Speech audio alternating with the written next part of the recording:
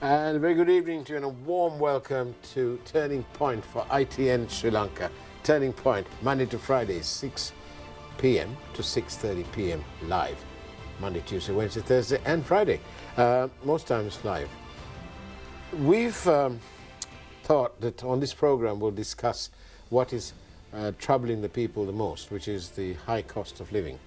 And in survey after survey, on my journeys to the East Coast, to the Central Province, to the South Coast, and tomorrow to the West Coast, the people have always spoken to me about the high cost of living. And so again, our guest today will be asking them what their party intends to do about these high prices. And let's have a look, shall we? But in the meantime, if you want to send us a message, it's 0772 300 305, SMS or WhatsApp. Straight through to here, and we'll try and ask you a question. Let's see who our guest is this evening on the Turning Point for ITN Sri Lanka.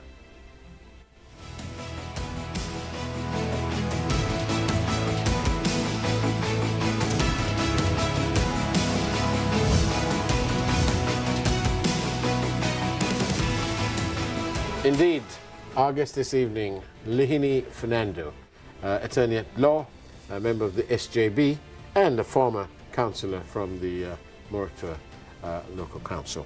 Good evening, Lihini. Thank you for being on the Turning Point. Thank you for having me today, Faraz. Excellent. It's lovely to see you. The premises are different, but the subject's always the same. It's always about the economy with me, isn't it? Lihini, as I said, I've been to the Central Province. I've been down to onto the side to the Eastern Province. I've been down south, and tomorrow I'm going to the West. Upcountry, everywhere. Everybody sort of says the same thing. There is some stability now. We have got fuel, we have got gas, we've kandabondatino. But badu mila wedi. So I'm asking you, as a member of the SJB, what plans, realistic plans, do you all have to reduce the prices, reduce the burden on the people? So let's just give a little sum up to why we are here today in this precarious situation in this country. So we knew when Gotabaya Rajapaksa back in 2019 when he came to power, how he reduced the taxes and how the loss to the economy was about 650 billion. He cut the payee taxes, he cut the VAT, and you know the hit on the economy was simply unprecedented, that we didn't even have money to bring down a fuel ship. Now that is how it all started. Our foreign reserves depleted, and you know the complete economic mismanagement. Now, as a result of that, all these issues came up. We went into complete bankruptcy, and then now we are in an IMF program. We have agreed on certain revenue targets. Now the question is, can that be negotiated, or do we have to stick by this? Now the party that I represent has stated that we will negotiate with the IMF. Now when you negotiate, now then people might think, okay, will this lead to a situation of uncertainty? But I think it also boils down to the leader of this country. The leader of this country, as much as he has the fiscal responsibility to meet the revenue targets in this country, you also must consider the fact of the people of this country. As much as you want to bring the economy, you must understand how the people in this day and age are suffering. Now 40% are below the poverty line. People can't have their 3 meals a day. So this is a real pressing issue. Food prices are high. Now, yes, there are taxes are being paid, but is the tax bracket, I would say, people who are paying taxes, are we taking taxes from everybody who should be paying taxes? Well, now there are a lot of people who are outside the tax bracket. The revenue collection. Revenue collection. So you know the top, I'll say, the top casinos in this country, are they paying taxes? Now then there are so many people outside the tax bracket. Now so then in an SJB government, we will bring controls for the IRD, the customs, the inland revenue. We will bring efficiency immediately, controls to ensure that we charge taxes from the people who are not paying taxes, and then there will be a certain revenue collection that will come there. Then another issue that we have in this country is the middle class living, because again severe payee taxers. From 100,000 up to 100,000, you don't have taxing. Then after that, the next 41,000, 6%, 8%, 24%, going up to 36%. On this point, Lihini, a couple of weeks ago, President Wickremesinghe was addressing a summit on human capital, I believe it was. And Mr. Wickremesinghe addressed this issue in two ways. One, he said, was that we need our dollars because we are dependent somehow. However that happened, we've become dependent on the inflow of dollars from our expatriate workers. And on the other hand, we have this brain drain, which we don't want either. So on the one hand, we want the dollars, on this hand, we don't want the brain drain. So there's the challenge for any politician, for any leader in our country. That's the challenge. We need this, but we need that. But see, for us, how gaining dollars, now we have relied on our conventional sources.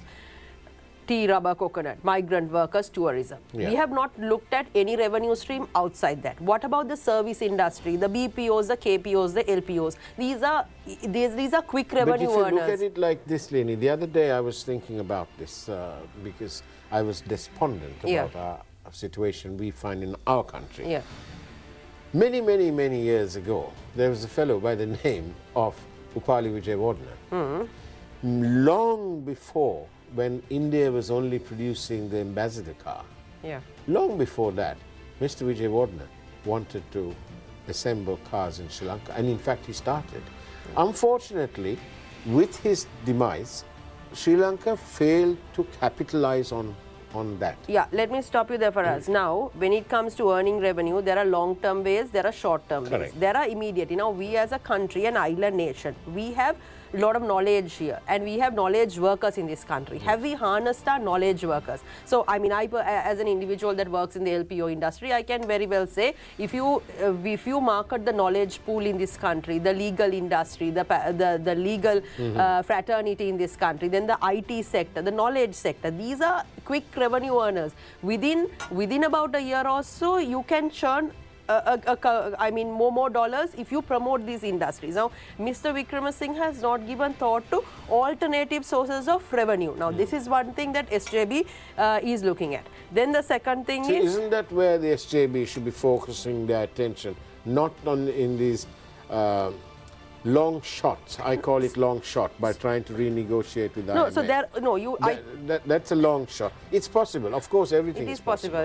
But the point is this. Every time you say to the IMF, look, we don't want to contribute so much in form of taxes, the return question will come back, where will you get the So we are working on our numbers. We will be launching our blueprint coming September, and we will be presenting all these numbers to the general public for them to understand what are alternative sources of revenue, how we plan to revenue generate in the short term, in the medium term, and in the long term. If we negotiate with the IMF, if the tax brackets are reduced, however, we will have to comply with the revenue targets, but we will propose alternative sources of revenue. And the other thing is, if you bring in people who are not paying taxes into this tax bracket, there will be a certain amount of revenue that will be collected. Then also the other factor is then digitalization, digital infrastructure, and also having that ID, which we are also working on. Then, you know, everybody falls into this whole tax-paying bracket. And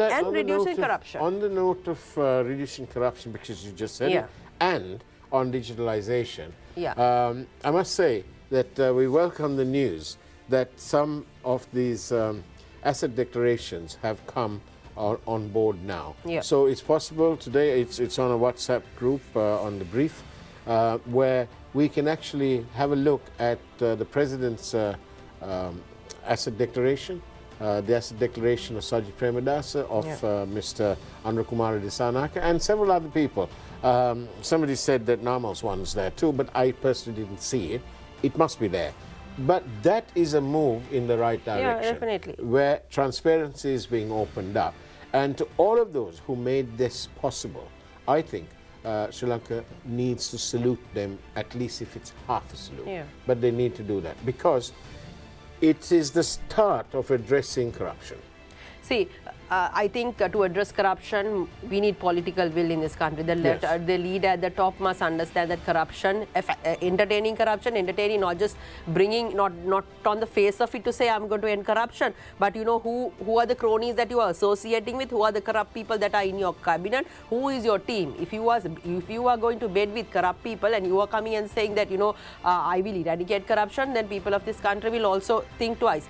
That's why SJB has said, in a SJB government, we will bring the Stolen Asset Recovery Initiative, the Proceeds of Crime, then Money Laundering Act, the Extradition Acts, all these. We have enough of regulations in this country, the bribery commissions, the FCIDs, all these are there. But that has been one of also a bone of contention, not only with the SJB, but with other parties as well, where some people in the party will say, well, look, why did you get that guy to come and join us? Because we don't like him. And not that we don't like him, but he's got a dodgy track record or sort of little bit of a smelly one there. So this is not only with the SJB or the UNP or the SLFP or the Port Tour or the TNA. It's everywhere. See, for us, it's a culture. It's a culture. What I would want to say this, people can join SJB. They join SJB because they believe the SJB ideology. It's because they believe in Sajid Premdas. It's because they believe in his leadership. It's not because they are not joining hands with us because we agree to what they say. So if they are falling in line with us, they have to agree to our policies, or whatever we introduce. If we are going after the Stolen Asset Recovery Initiative, they have to comply with it. That's an agreement.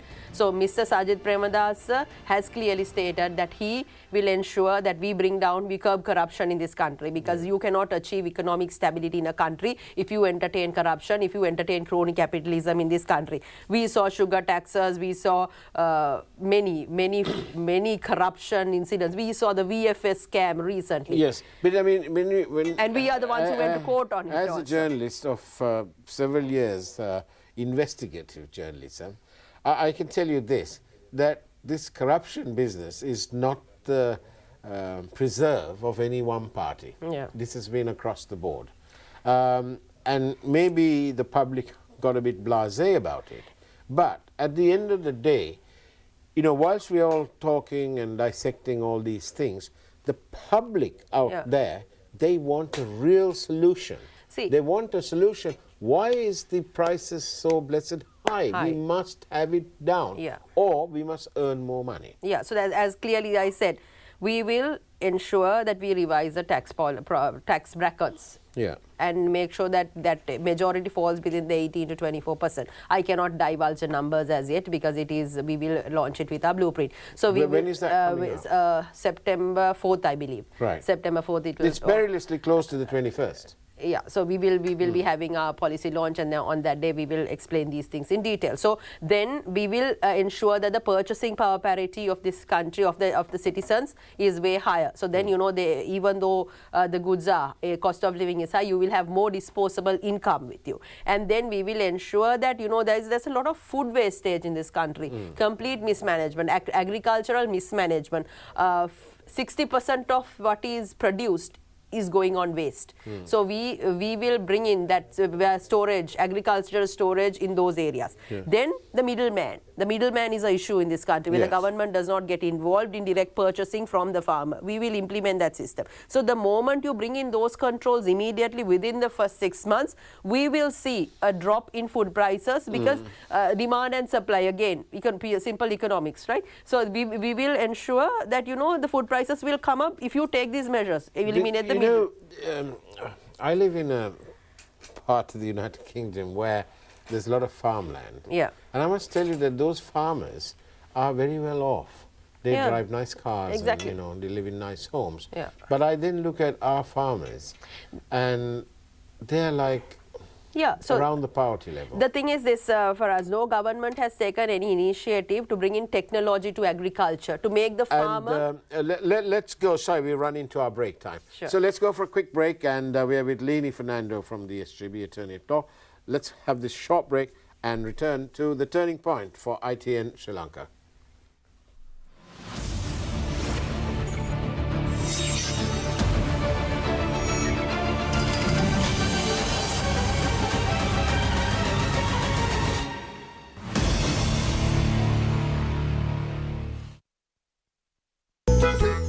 පුංචි ටිකිරි Marie. කොහොමද ටිකිරි මොලේ?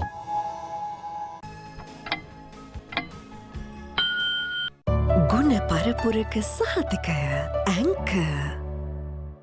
ශ්‍රී ලාංකීය කොණ්ඩෙටම සුවිශේෂී කුමාරිකා hair oil මේ හැම ස්වභාවික අමුද්‍රව්‍යකම පෝෂණය ඔබේ හිස කෙස්වලට ලබා දෙනවා. සොබා ගුණයෙන් පෝෂණීය කෙස් කලනුකට කුමාරිකා hair oil.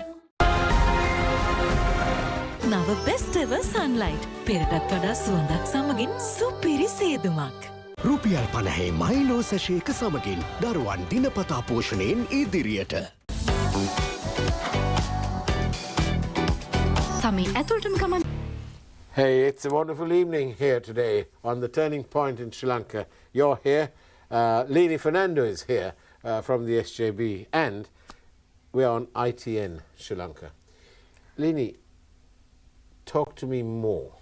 Tell me, forget partisan politics. Tell me, genuinely, I think you're in charge of your kitchen at home, aren't you? Yes. Right. Tell me how you'd like to see the prices come down, because we need to sort that out. Yeah. Everybody. So what is your party, what are the concrete steps you're going to take? As I told you, there needs to be investments in agriculture in this country. You need to manage the situation. As I told you earlier, there's about 40% wastage in production. So immediately you need to take measures to ensure that farmers, there's a particular units are set up so to store what is produced. And then this whole middleman thing, the logistical process. One must map the value chain It's of a bit like production the, to it's the like the QR code. Yes, yes. Because So with the QR code, good. Kanchana was able to manage his little pot. for the moment, yeah. it Yes, was. but it's working. But no, You know, he sends the. but then the we are flow. not for Yes, the moment it is a of course. temporary solution, But but what that I'm is saying is that this move to digitization and the use of technology has helped the government to manage their resources better. so SJB, as I told you, the whole value chain, manufacturing to consumption to distribution, we will manage it. We will middleman. Then if those things are eliminated, we will be able to bring down the cost of living, we will be able to bring down the food prices. Yeah. Then the other thing is purchasing power parity of the people have to be increased. For that, we know there's a certain tax bracket that is been given. So we will, I can reveal the numbers to you. The party is taking a look at that. We will present certain scenarios on how the tax bracket can be adjusted. So ensure that people, the middle class, today the middle class is poor, that is a problem. Then we will make sure that informal economy, reduce tax burden by bringing the informal economy also into the system via Right. digitalization. Yeah. Then the other aspect is corruption. So these IRD, the customs, the excise departments, all those things, digitalization, reducing corruption. Then bringing in alternative sources of revenue generation to the country. Even tourism, what we see is very haphazard tourism initiatives. We have not done country marketing per se. We don't even know our competitive advantage in tourism. I want to say this, SJB launched its tourism and civil aviation policy. On that, we have given out a very detailed plan in terms of what we intend to do in the tourism sector and how we intend to bring the rise the numbers in the short I'm term. not trying to be partisan, Yeah. but can I ask you this? Experience versus theory. Yeah, we have it. You have the theory. Yeah, we have the theory You have as the well theory. and But also the experience is we've just had a minister who's resigned, or who's forced to resign. Nothing to do with corruption. It was a legal matter. we are also a coalition, and we also have the ex-tourism minister also in our party, who is also experienced. Of course, we must admit, and we must call a spade. Our tourism is back on target again. See, Compared to 2 years ago, you need to be man enough, lady enough to admit that. See, 2019, yes, we had an issue with the Easter tax, then the COVID issue. Yeah. Tourism, because of economic stability, tourism is on the rise, but it is not. It can be doing way better. Of course. You need to bring in strategy. So, is it because of the magic of the minister, or is it because the country is taking off and the tourism is picking up? Yes. So that is one thing. So what tourism in this country, there needs to be a strategy, country marketing, our competitive advantages, then the heritage, the culture, bring MICE tourism, meetings, conferences, You won't be able all to that. bring MICE tourism here if you have minimum room rates, because that cuts the competition. So we have addressed all that. I want the general public up. Tourism and civil aviation policy is already out there to take a look at it. I mean, we are coming out in this election for us with a plan. It is no longer throwing things in the dark. There is a plan. Mr. Sajid Premadasa has a team of professionals that have worked with him for the last 2.5 years. We have this institution called the National Council of Professionals, the Buddhi Mandapya, 1,000-odd professionals working.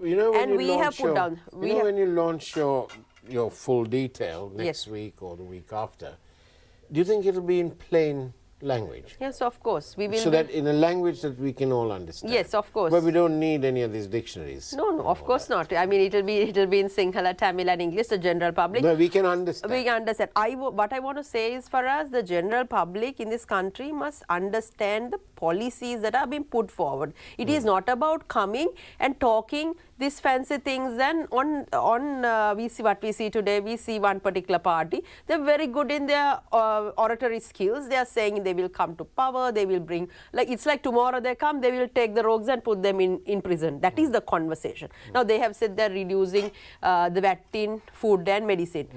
There's no food, there's no VAT in food, there's no VAT in medicine. It's only the medical supplies that has VAT, not on food. So, I mean, you should not hoodwink the people and give election promises. What I want to say is this: SJB will say what we can do, and we will not lie to the people. And there are three things for us: the leadership, the team, and the plan. People must look at all these three aspects: the leader, and the team, and the plan. We are the only party who has all three. Do you think Mr. Premdas is a bit young? Yes, he's a young leader. He's an empathetic leader. He's a leader who is well read. He's a leader who understands. Is he old enough? You know, in Sri Lanka we value age. He's a leader who has been in politics for how many years? I mean, he's been in parliament. If you look at Mr. Premadasa for the last year or so as the opposition leader, the number of questions he has asked in parliament, if you just watch his speeches, how he questions the government, that itself is an indication for the people of this country to understand his knowledge. I mean, people of this country must, not distort him just because of what they see on social media and the videos. That's also although social media is now a very important tool. But people don't understand that at the end of the day, everybody is a human. I mean, everybody is a human, and you will have skills, you have certain likes and dislikes, what you like to do. But at the end of the day, your decisions should be made on whether is he a fit leader, does he have the knowledge, does he have the team, and is he putting down the plan? And does he have the interest of the Republic of Sri Lanka at heart? Yes, and why would you think he, as the opposition leader, do all those projects? He has gone to 385 schools in this country for us. Not even the education minister has gone to such number of schools. He has given smart boards. He is not a leader who is interested in giving freebies. I don't have the up-to-date figures, but I hope in doing all that, by putting the smart boards and everything else, that there were around 500 schools without toilet facilities. Yeah, so I hope that's addressed. He will address. I mean, we have said, we have also put down our education policy. The allocation for education will be increased. Now it's only 1.2%. Probably increase it up to 3%, which is a realistic figure. And education, digital education, English education, STEM education, all this is at the heart of Mr. Premadasa. Mr. Premadasa, why would he do all these things being the opposition leader if he didn't have the people's interest in his heart? So I'm telling you, people of this country must see now. Yes, we have a present president who is also staying a certain narrative, but people must be wise enough to understand whether to see beyond that. You need fresh leadership, you need fresh thinking, you need fresh governance. It's not the same rhetoric for us. We want to change. We want to change. People of this country deserve a change.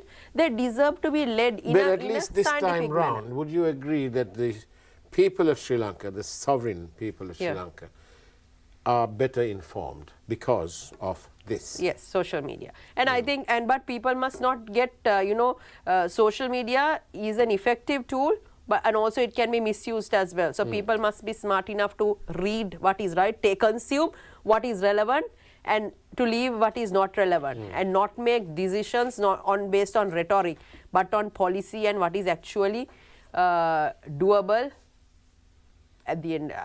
May the Indeed. best candidate win. May the best candidate win, and I hope. And Lihini, Fernando, thank you very much for Thank being you on for the us. Turning Point for ITN Sri Lanka. It's been marvelous having you here today. Thank you. And that's the way it was on Turning Point for ITN Sri Lanka, Monday to Friday, 6 to 6:30. Take care and bless you all.